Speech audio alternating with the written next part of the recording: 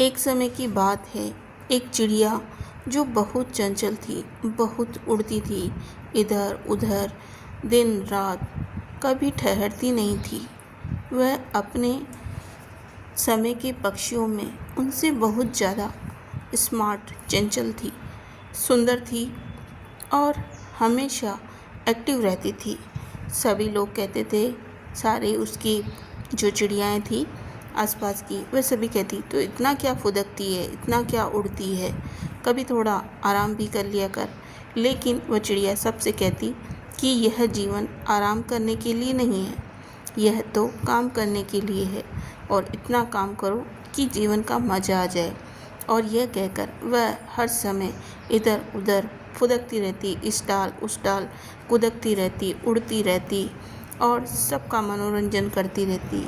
एक बार ऐसा हुआ कि वह कहीं उड़ते उड़ते दूर निकल गई और किसी पक्षी ट्रेनर के हाथ लग गई, जो पक्षियों का क्रय विक्रय किया करता था, बेचता था। उस शिकारी पक्षी ट्रेनर ने जब उस चिड़िया को देखा तो वह थोड़ी देर देखता ही रहा।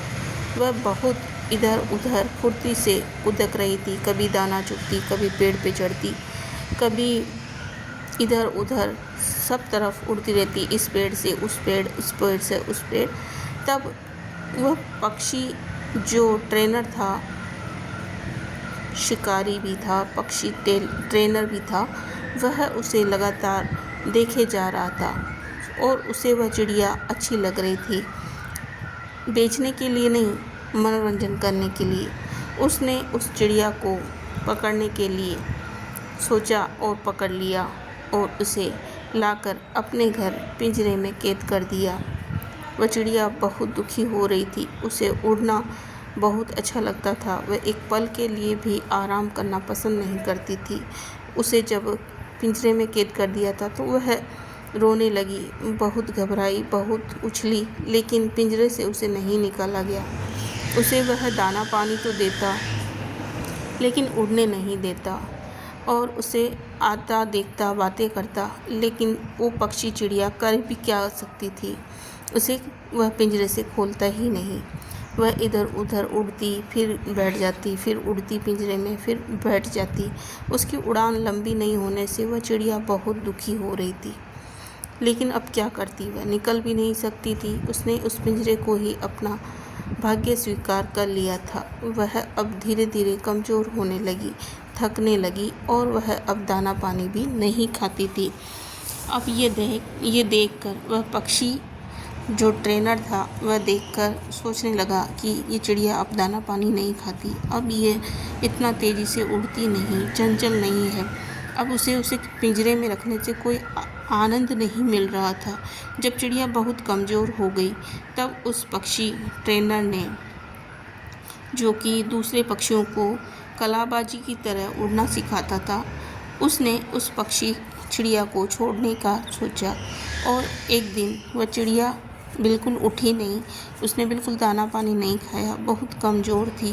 तब उस पक्षी ट्रेनर की नज़र उस पिंजरे वाली चिड़िया पर गई और उसने देखा कि आज पक्षी चिड़िया उड़ नहीं रही है, बिल्कुल भी हिल नहीं रही है। तब उसने पिंजरा खोला और उस पक्षी को, उस चिड़िया को बाहर की तरफ रख दिया। वह उड़ ही नहीं पा रही थी, बहुत देर तक नहीं उड़ी। तब उस पक्षी ट्रेनर ने ये सोचा कि पक्षीबाज, जो कि पक्षियों की अलग तरीके से कलाकारी अंदाज सिखाता है, वो है। एक पल के लिए वो सोचा कि लगता है चिड़िया मर नहीं गई, कहीं मर तो नहीं जाएगी।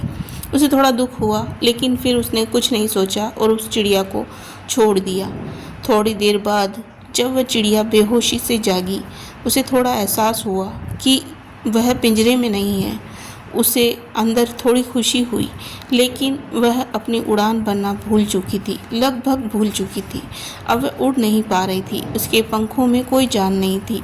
वह जैसे तैसे हिल रही थी और दूसरे पक्षियों को उड़ता देख रही थी। उसके मन में ये था कि मैं दूसरे पक्षियों की तरह उड़ूं, लेकिन उड़ ही नहीं पा रही थी।